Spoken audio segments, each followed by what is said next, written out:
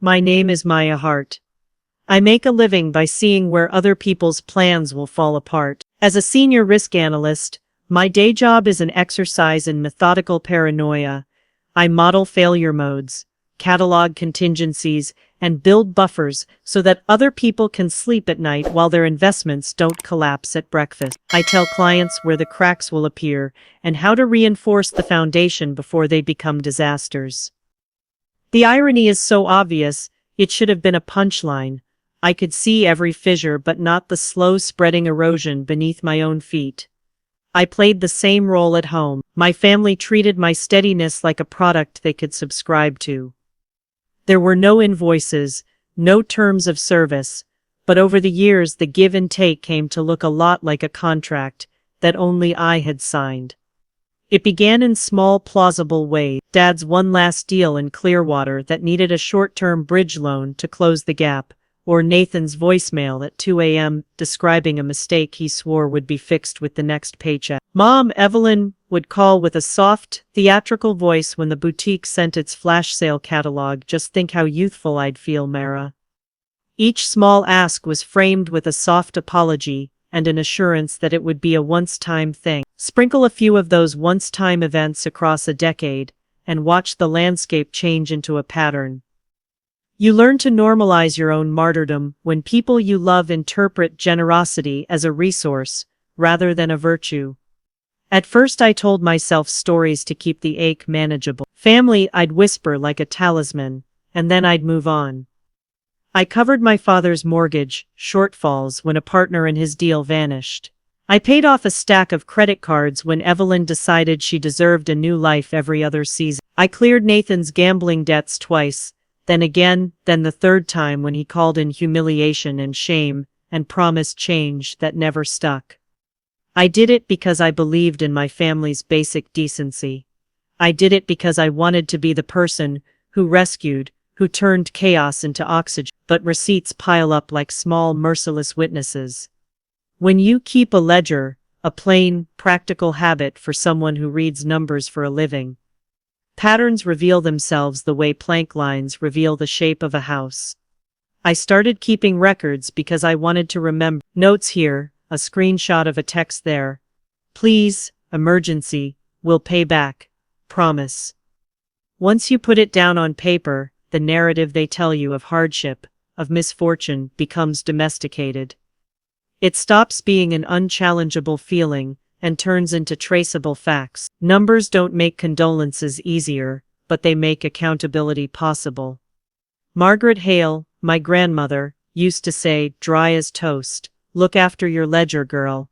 People remember what they demand and forget what they owe. She was a woman with small hands and sharp eyes, the kind who noticed whether your shoes were scuffed. She had a way of letting you know, gently and inexorably, when you were carrying more than your share. On good days, she gave advice like one gives spices, a little precise. On the day she died, she pressed her palm into mine and said in that hushed way elderly people have, when they keep a secret, they think will protect you. If anything happens, call Whitaker. He knows where to find what I was afraid of. She left me the number as if it were a spare key to survival. I kept the number in a contact labeled solicitor, Whitaker, and then pretended I could go on as before. People make choices to avoid a scar because scars change how you move through the world. I kept giving, and the world kept taking. The text came on a Tuesday. Dearest Maya, please be at the house by 7 tonight. We have a wonderful surprise for you. Don't be late. For an instant I thought it might be a birthday thing. Small cake, too much light. My birthday was a few weeks off, but wonderful surprise in our house had become a phrase with baggage. 2 years before, my mother used the phrase to call a room full of people who knelt like a jury and begged me to invest in Nathan's startup idea. I had contributed $20,000 then, because it felt easier than resisting the pressure of their spectacle. The startup collapsed within months. My money was vaporized. The apology thereafter was an offhand. We win some, we lose some. The not saying of how sorry we are was what haunted me. That night I drove up the ribboned lane to their house with the kind of small dread that used to feel theatrical, but had mellowed into a steady hum. The lights through their bay window painted their living room like an advertisement for domestic felicity. Ellen opened the door before I could knock, her lips red and orchestrated, her perfume heavy with a sweetness that had a sharpening edge. She threw her arms around me with the possessive air of someone who owns a thing she has arranged. "Surprise," she sang. The chorus of relatives who clustered behind her felt at once comical and predatory. Cousins who appear only at holidays, an uncle who lingered at the edges tasting the air for financial possibility, a neighbor who laughed too loud. At the center of the coffee table lay a leather-bound folder, embossed with gold letters: Harrison Estate, relinquishment documents. The letters cut through the room. Margaret's name, Harrison, the trust. The words landed against my skin with a cold, thin sound. She had been small and fast, with a laugh that insisted on clarity, and she had told me on a wet spring day before she died that there were arrangements she had left to protect me. I had pictured a will, perhaps a special bequest. I had not imagined the heavy legal-looking thing that could be placed on a table and used as a lure while an audience did the coaxing. Ellen poured me an old-fashioned as if to soothe the air. "Just sign, darling," she said with a practiced ferocity. "It's smoother if you do this with family present. It's simpler for everyone. You understand tax efficiencies." She glanced at Nathan, who nodded like someone at the front of a line handing out change. It was choreography. They had designed the evening to be a soft, irresistible pressure. My hand fumbled in my bag. I could have signed. Anybody who has ever been a caretaker knows the moment. It's like opening a valve that will never be closed. Sign and the parade continues.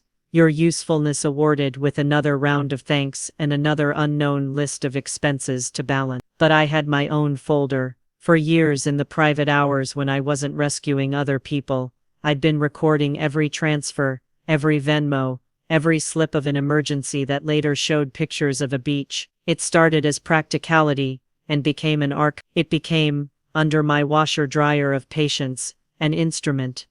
I placed the staple-bound stack of family records on the coffee table opposite their leather lure. The sound was much less than the clack of a gavel, yet carried the same legal weight. Some people turn lawyers when they need to be defended.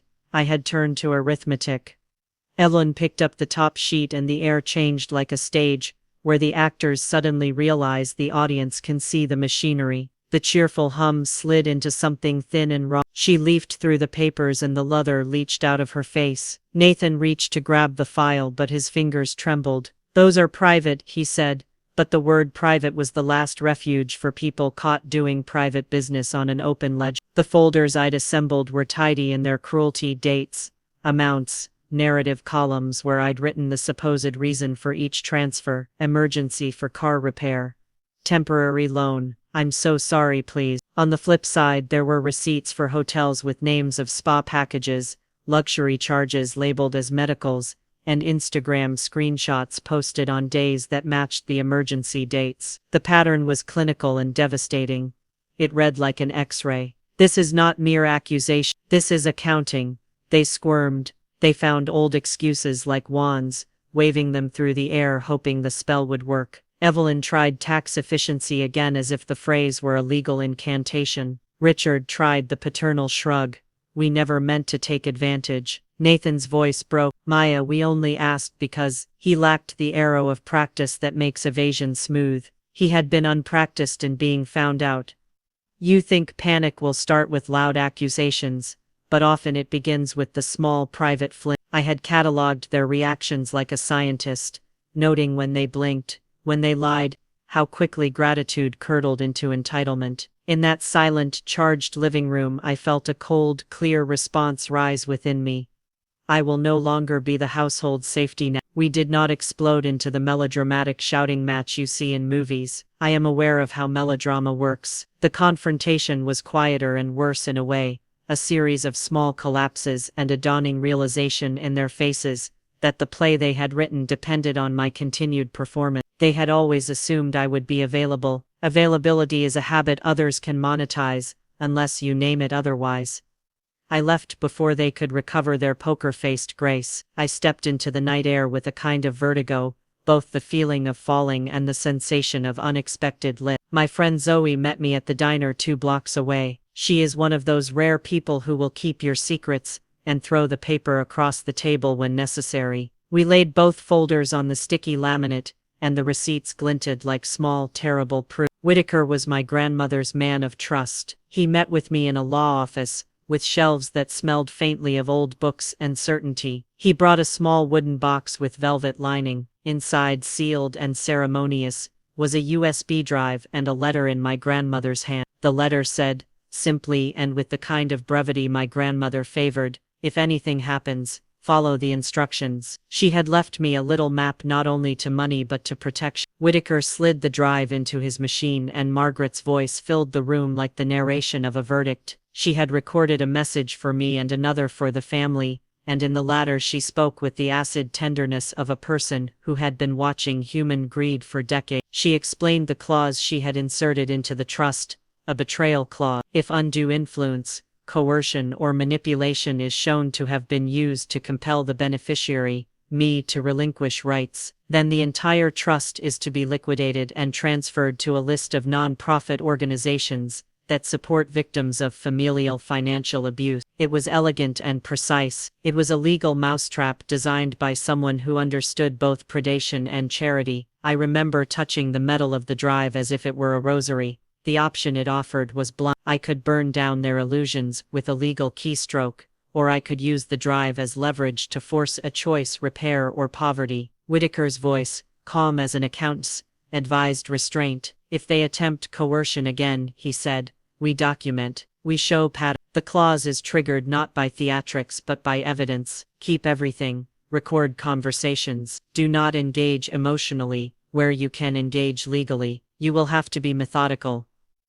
He could have been telling me about some complicated merger. He could have been describing a merger in a courtroom. The substitution is apt. Family often behaves like a business when money is at stake. The advice felt like a plan I might have written for a client. I left with the drive, Margaret's voice in my head, and a way to be deliberate. That night, I did not sleep much. I sat with Winston, and his warm head on my knee was a small, sacred presence. I thought about the ledger in my drawer, about the years of silent bailouts, about the small humiliations, phone calls at 2 a.m., whispered pleas disguised as emergencies, the way gratitude evaporated within days. I thought about the small, devastating accumulation of favors that had eventually been treated as obligation. It was clearer than it had ever been. Generosity without boundaries becomes an empire to be tapped. I decided, in the cool, rattling quiet of my kitchen, that if they tried to maneuver me into signing anything by surprise again,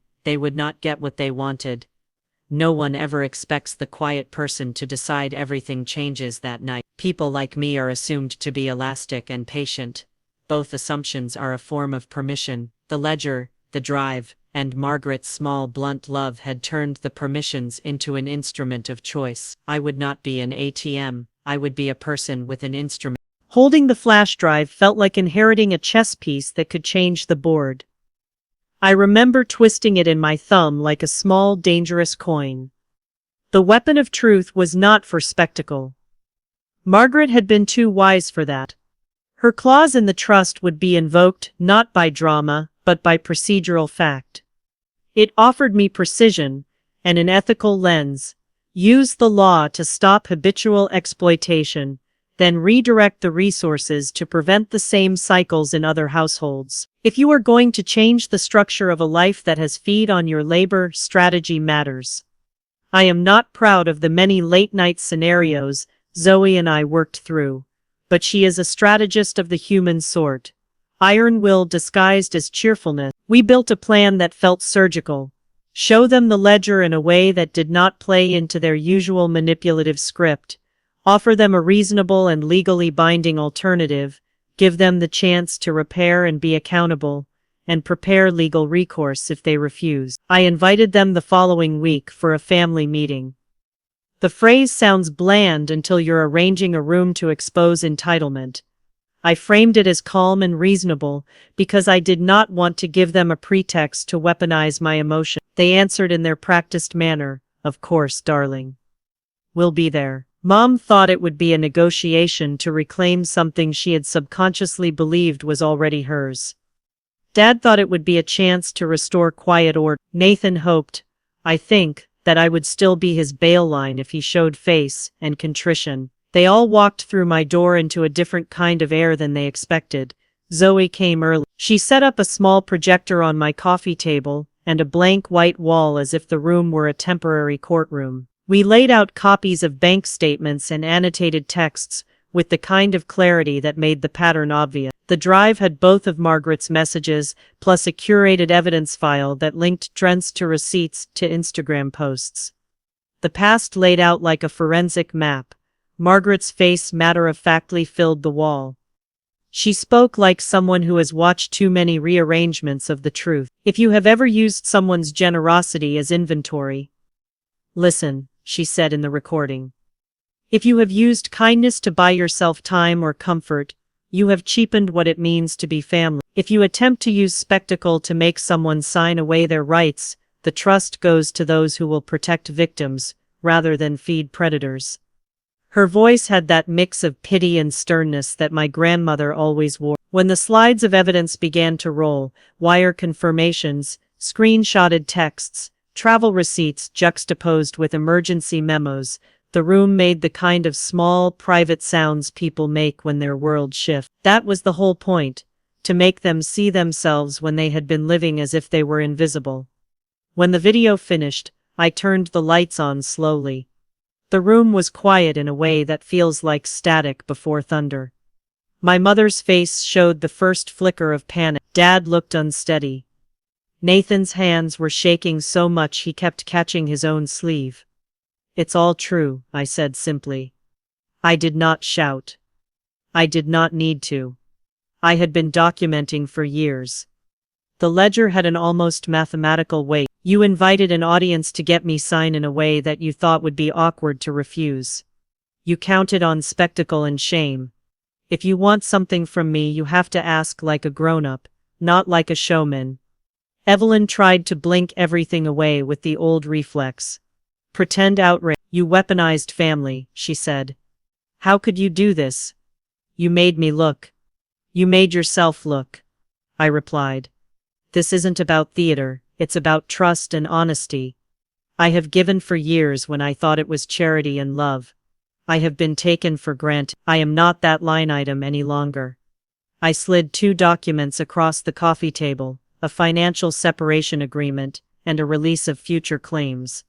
The language was crisp and neutral, the kind of language lawyers love because it leaves nothing to sentiment. Sign these, I said. They end your right to ask me to fund your lives. They mean you cannot bring me into your financial obligations any longer.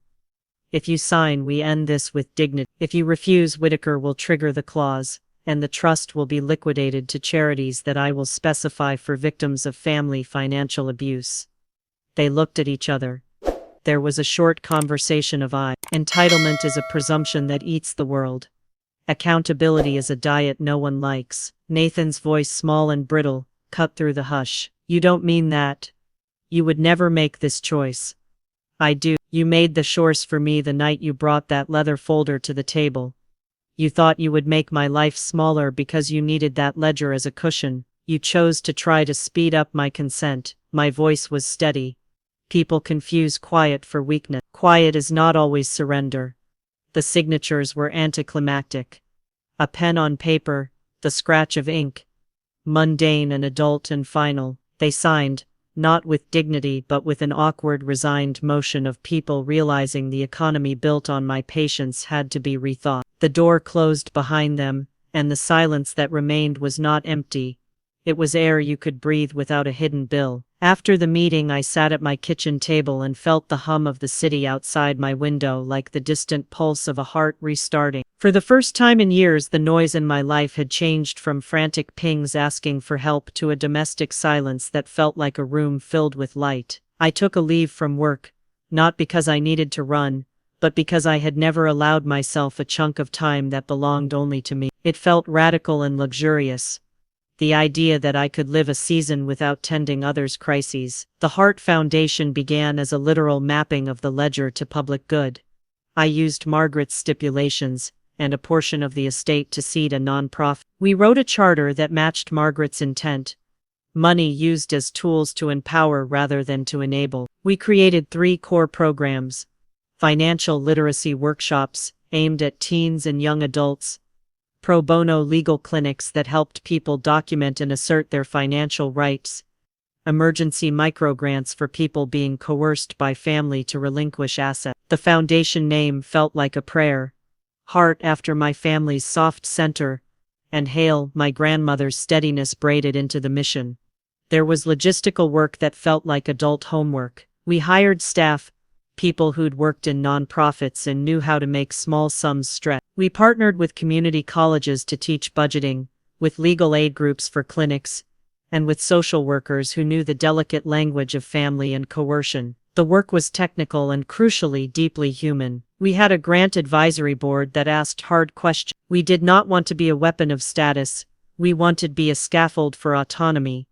The first workshop I taught was in a community center 2 neighborhoods over. A dozen people came, the fluorescent lights buzzing, a folding table, a whiteboard with neat bullet points. A woman named Rosa came in clutching a stack of bills. She sat in the back, shoulders hunched like someone storing shame. She told the group, later, that she had been guilted into giving away half her retirement to a sibling who promised to set things right. Hearing her made the ledger in my drawer feel less like a trophy and more like a lifeline I was using to knit back other people's future. We taught practical things: how to check for unauthorized charges, how to request an audit, how to record requests and responses so that patterns could be shown. It was tedious, but the labor saved people from invisible thefts. Nathan called a few months later. His voice sounded smaller. Maya, he began, hesitant. I started GA. I'm working nights at the warehouse. It's hard but honest. He didn't come running with an ask. For the first time in years, his contact was not transactional. There was no Venmo link on the line. He wanted, it seemed, to be a person who no longer relied on me as a financial safety net. We spoke about therapy, about relapse prevention, about how to apologize when apologies could not be instantaneous. The conversation was fragile and human, and not nearly enough to erase years of habits, but it was something. My parents faded into the consequence of their choices in somber, real ways. They sold the house they'd kept as a stage for their lifestyle, and moved into a modest rent. Pride does not vanish when money leaves. It recalibrates into maintenance. Mom worked part-time at a boutique she had once shopped in as if it were a social ritual. Dad began cleaning apartments on weekends. It sounded brutal in the way life's truth often does. Accountability is messy and not theatrical.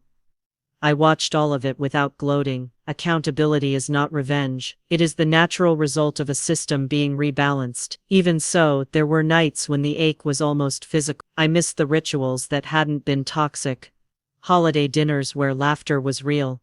My niece climbing into my lap with crayons and a trust I wasn't ready to break. Love is complicated, not disposable. I built boundaries that allowed me to continue a measured relationship with the niece, sending little gifts and visiting with a kindness that wasn't tied to money. Then I added the important thing: consistency. I was present because I wanted to be, not because presence could be leveraged. The foundation began to make small ripples. We bought winter hats for children whose parents had been pressured for money, and we developed an online primer called No More Silent Debits that taught people the language of boundary. The stories people told in our workshops were wrenching and sometimes infuriating. People described parents who had asked children to co-sign loans and then made the children pay for the consequences through bullying and emotional manipulation. The task of the foundation was to translate the ledger I had been forced to build alone into a communal tool people could use to protect themselves early. It is easy to make cartoons of people in broken families,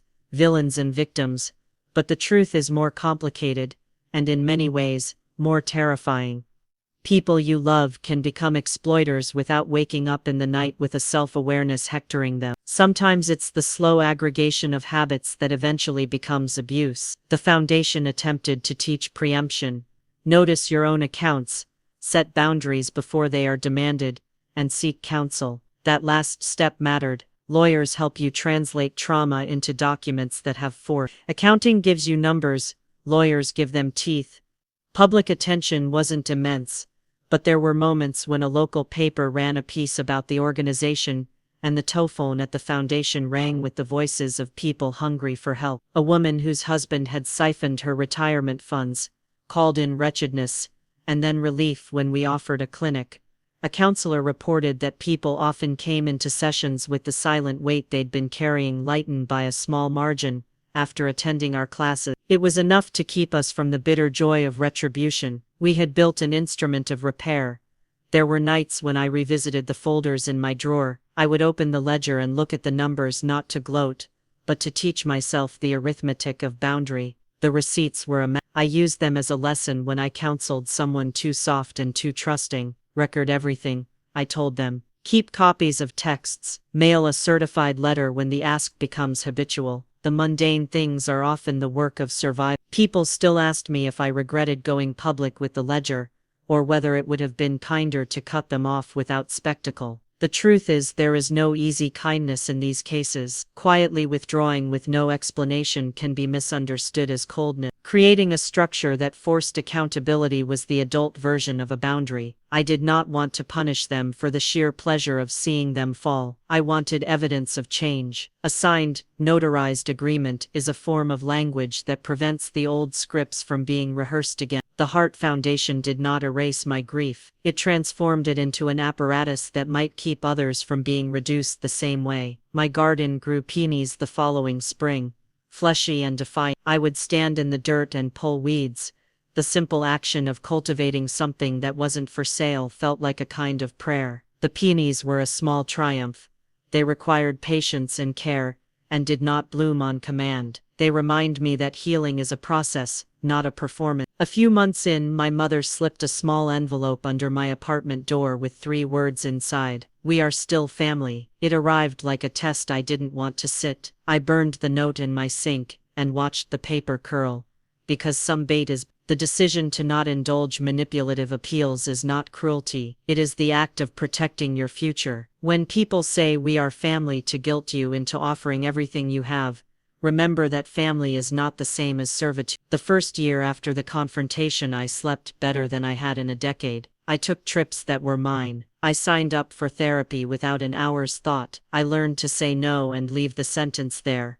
I watched people respond, probe my absence with the small arithmetic of consequence. Some of them changed. Nathan remained in therapy. My mother learned to budget. My father took a community college course in bookkeeping because he found he enjoyed the precise truth of debits and credit. The changes were small, and they did not redeem the past. They were, however, proof that being forced to face oneself can sometimes conduit growth. If there is a lesson I learned from all of this, it is not simple vengeance. The trap my grandmother laid was brilliant precisely because it could be used for justice, not only for personal revenge. We used the trust to build something that prevents family financial abuse. I transformed the ledger of my humiliation into a tool that teaches young people how to read the small signs of extraction in their own lives. The quiet revenge, if you will, is a life built that cannot be stolen, and a system that prevents thefts by design. When I look back, I feel grateful that I had an instrument to turn their greed into something that would help others. It didn't make the nights less raw.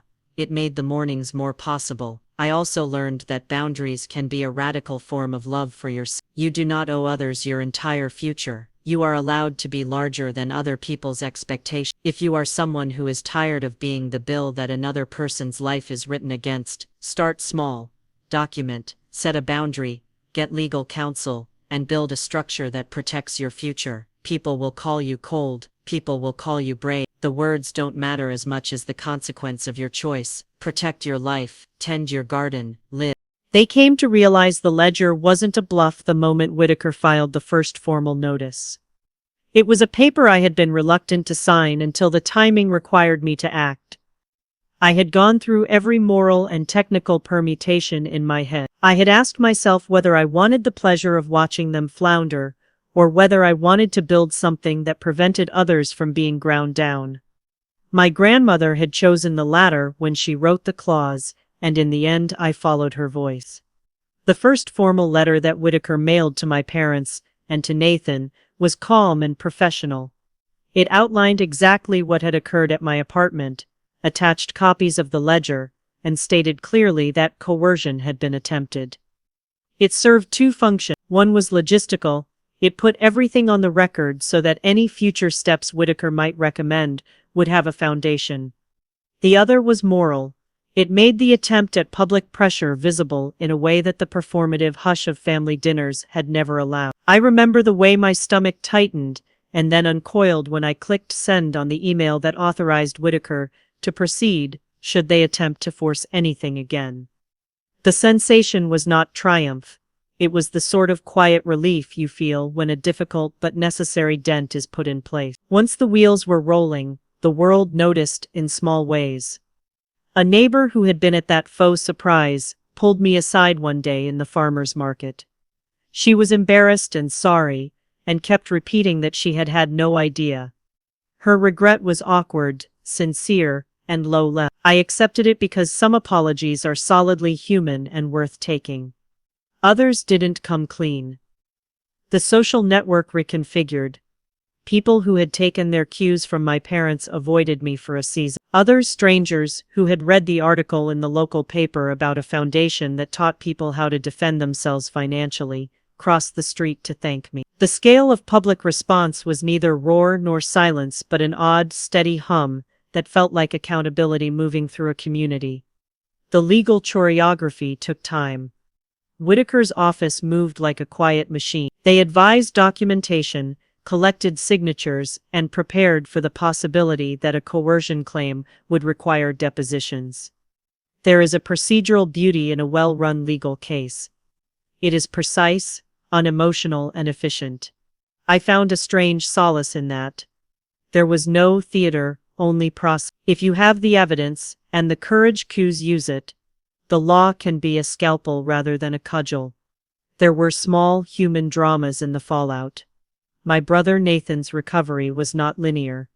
He relapsed once, and then again. Recovery rarely looks like a steady ascent. It is more often a messy series of steps and falls. When he relapsed, I used some of the discretionary funds in the foundation to pay for a slot in a rehabilitation program. Because I could not stand to watch him drown and do nothing. I also refused to pay for any further indulgence masquerading as necessity. I told him with a hard kindness that there was help, but not enablers. The first time he called from rehab, his voice was raw and easier to listen to. I had been berated in the past for giving him strings, but now those strings were not punishment. They were boundaries designed to support actual change. My parents' attempts at restitution were a different, stranger theater. Pride complicates surrender. They wanted some things repaired. Their mortgage was threatened. The social life they had curated felt naked and small, and they had to enter job markets that required humility. They asked haltingly for my help in ways that were both surprising and hurtful. The bank called because the mortgage they had depended on my occasional transfers to meet could no longer be serviced without them adjusting. That is the cruel math of entitlement. Drain one account long enough, and the house built on borrowed funds becomes a problem you didn't intend to notice. There was a point where my mother called and, in a voice that wanted to be small, asked whether I would consider a loan to tide them over. The words hit like a physical object. A tide of old feelings rose up. The instinct to help. The nausea of being asked to absorb yet another life. I told her no. It was simple and final because 1,000 partial no's had been tried and co-opted before.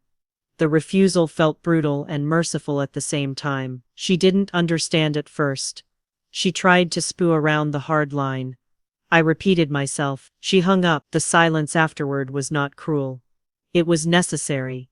The foundation's early months were a blur of administrative labor and surprisingly intimate interactions. We taught a class on reading your bank statements, and a woman in her 60s who had been financially controlled by a husband for decades came to me afterward and held my hands in both of hers and said, "I thought I was crazy for not understanding my own account." Helped by the staff we had hired and the volunteers who gave evenings in patience, we learned that teaching was often more about listening than lecturing. People arrived with shame and left with a plan. One of the more dramatic extensions of the betrayal clause unfolded when Whitaker discovered that my parents had done more than stage a surprise. They had consulted with a small family attorney who had drawn up a draft reallocation plan months earlier before the party. The document had been a clinical reallocation of trust assets into a new entity with my parents listed as trust administrators. It was drafted with a kind of casual greed that made the skin crawl. The lawyer had been discreet, and he had assumed my acquiescence. When Whitaker confronted him with the timeline and the recordings,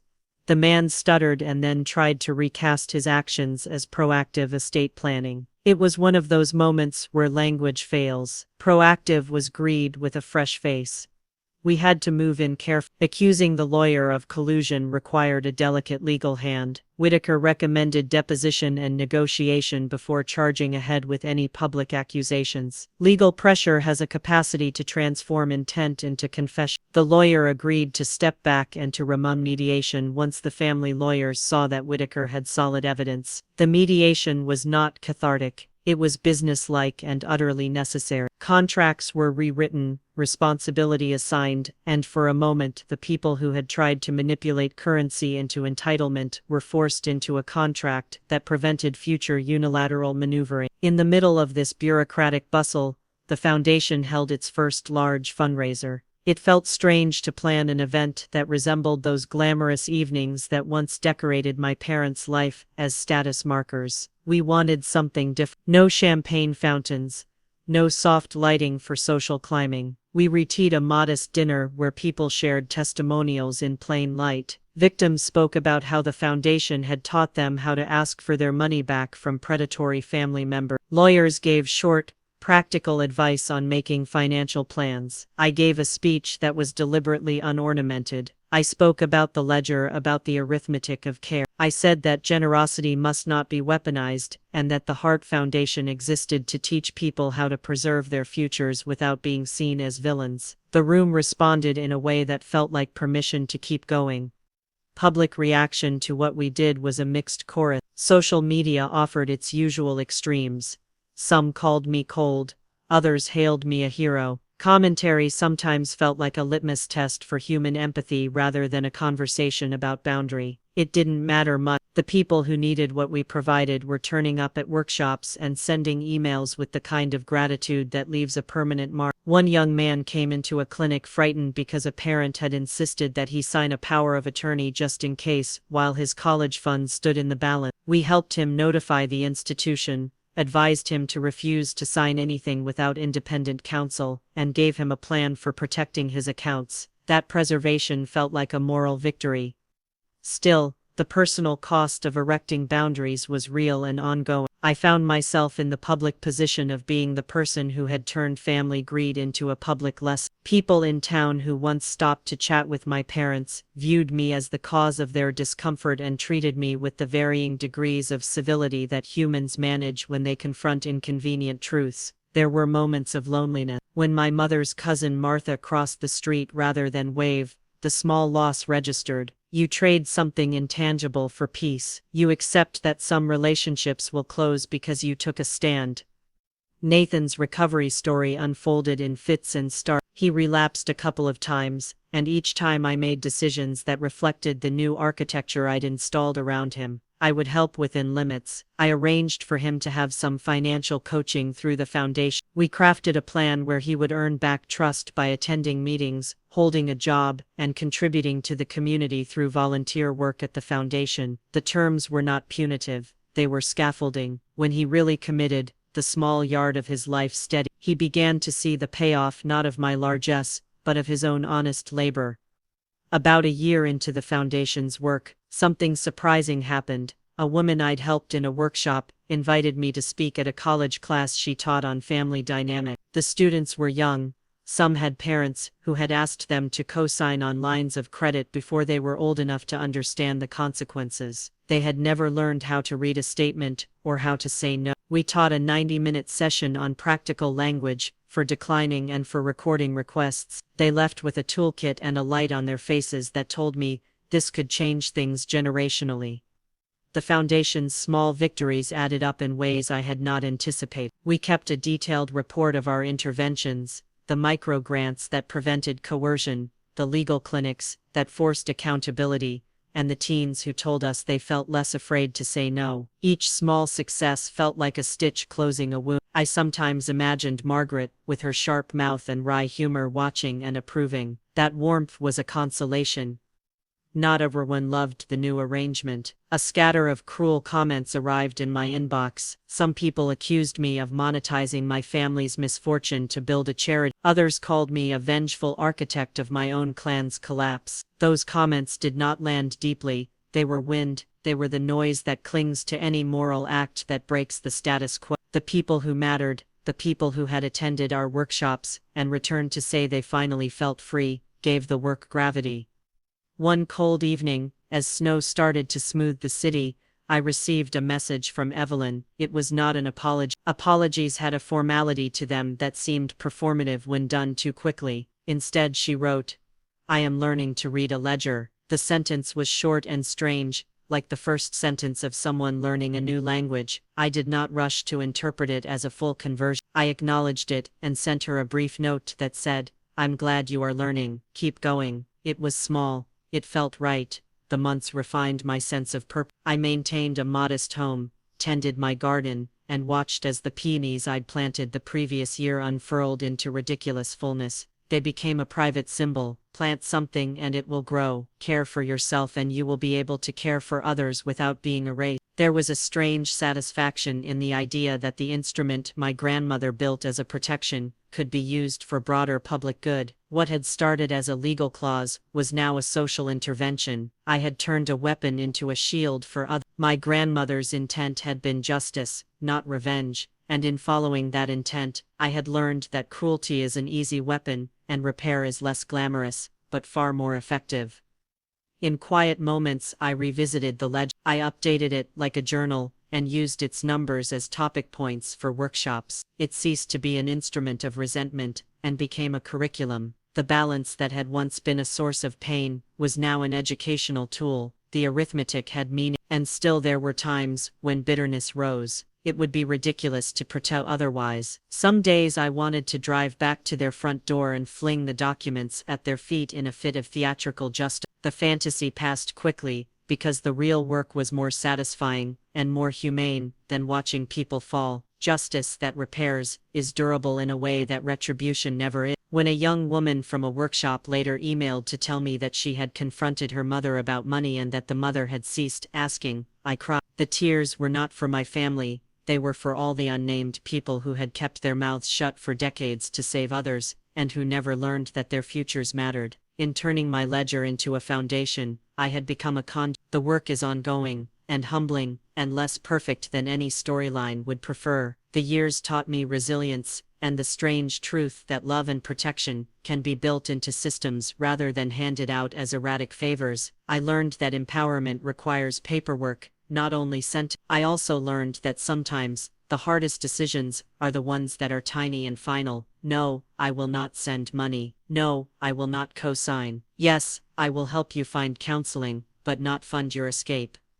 Part of the healing was watching my parents adapt to an existence outside my invisible bank. They struggled, and there were days when I felt a small, human pity. The house had been comfortable because it had always had padding, and when the padding was gone, the world was hard. Their pride clothed them in silence for a while. I do not take pleasure in their humility. I take satisfaction in boundaries that allowed me to be whole enough to build. The work of the foundation continued. We drafted curricula for schools. We ran anti-coercion clinics. We funded microgrants to help people hire lawyers or enter We logged successes in sober, modest spreadsheets that I reviewed at the end of each week. The work felt like math again, useful and necessary. At the center of it all was the small, recurring lesson my grandmother had written into law. If you weaponize someone's kindness, justice will reorder the world. It is not a vengeful law when administered with compassion. It is a correct. In the quiet offices, over coffee and worn legal pads, we made that correction, slowly, legally, and with the dignity of people who wanted more than a headline. We wanted lasting change. If someone asked me whether I had lost anything in the process, I would say yes. I lost the version of my family that existed in my imagination, the one where generosity didn't become a contract. I lost the easy assumption that blood meant exemption from accountability. Those losses freckled the day, but what I gained, the foundation, the peonies, the life where I had time to read and to sleep, felt like a worthy trade. Say continue when you are ready for part 4, the final section, where I will close the arc, deliver the moral resolution, show the long-term outcomes, and tie everything into a powerful ending that leaves the viewer with a lesson and a sense of closure. Time, as people say, is a great clarifier. The first year after the confrontation was the hardest, because everything fresh tastes of iron. The second year, the edges softened. The foundation matured from a small idealistic project into a pragmatic operation that responded to real human crises. We had a staff of 5, a network of volunteer lawyers, and a handful of recurring donors who believed in the mission. The program scaled, but it did not become monstrous. We stayed small enough to be agile and big enough to be useful. There were moments of absurdity, as is often the case when the messy human heart meets policy. A wealthy board member once suggested we host a gala at a country club because it would raise visibility. I had to say no with a polite firmness that was new to me. The foundation's ethos was not about glamour, it was about prevention and dignity. We found tasteful venues where the problem could be discussed plainly and without theatrics. People sometimes ask whether the collaboration between the foundation and my personal story has been ethical. I have patched that question into my own governance like a firewall. The foundation operates with transparency. My family's involvement, when it appears, is declared. I do not use the trust for personal narrative profit. The organization is audited and accountable. That architecture ensures the work is not a vehicle for personal revenge, under the guise of charity. It is a social intervention with documents, sign-offs, and reporting. Nathan's life stabilized slowly. He found a rhythm in steady work that did not require glitter or drama. The warehouse job was honest and grounding. He began volunteering at the foundation, first with odd jobs, then with a small program that taught men in recovery to manage money. Watching him teach other men how to draft budgets and avoid the predatory games that trapped them felt like a kind of redemption. He never really apologized for everything he'd done in a way that would erase the past. He offered a consistent, changed life, which in my grimmer estimation, is better than a single grand apology uttered for comfort. My parents lived more quietly. They visited me once or twice a year. Their calls came less frequently and with less entreaty. There were small, awkward attempts at reconciliation. My father would ask how my garden was doing. My mother would send a copy of a recipe she'd liked, and a note that said, "I tried to budget for this month." Those notes were small, earned. We learned to speak in a new grammar of conditional generosity. I will help if you are accountable. I will be present if honesty is part of the arrangement. It is a complicated dance. I cannot say our relationship is wholly healed. My sense is that some people may never fully change, and some relationships are best reconstituted in new terms, rather than restored to an old equilibrium. The foundation's impact rippled in quiet ways that matter. A teenage girl we supported through a scholarship called me one summer to say she had opened her first bank account and read her first statement without fear. Her voice trembled with a kind of small triumph. Another woman, in an email, told me that our legal clinic had helped her prevent a parent from taking out a reverse mortgage on her home by coercing her into signing paperwork. The sting of my personal story is buffered by these small luminous successes. They are the true currency of the work. Sometimes on a Saturday I would stand at the edge of my garden and look at the peonies heavy with bloom and think about the woman who made the clause. Margaret was an unlikely architect of social intervention. She had the cunning and the kindness to write law that did something beyond family. In leaving me a legal instrument, she created a seed we could plant in soil beyond her home. The trust that at first felt like an instrument of potential revenge had become leverage for repair. I do not think of myself as heroic. I am a person who learned to be brave not by making others small but by setting boundaries, and then using the resources available to build structures that help more people than those who had wronged me. The revenge fantasy is an easy story to sell. People like the clean cruelty of it. But cruelty rarely leaves a constructive trace. The real satisfaction came from organizing a response that was both ethical and sustainable. There was a point where my mother tried to re-enter my life with an apology that felt genuine. She spoke about shame and learning to budget and the embarrassment of humiliation. The words were small and accompanied by deeds. She had taken a job, as I mentioned, and she brought proof of a new bank account. I listened because I had learned to be pragmatic in my forgiveness. Forgiveness in my house had to be earned, not declared. I told her I would be willing to explore conversations, but that trust was built over time.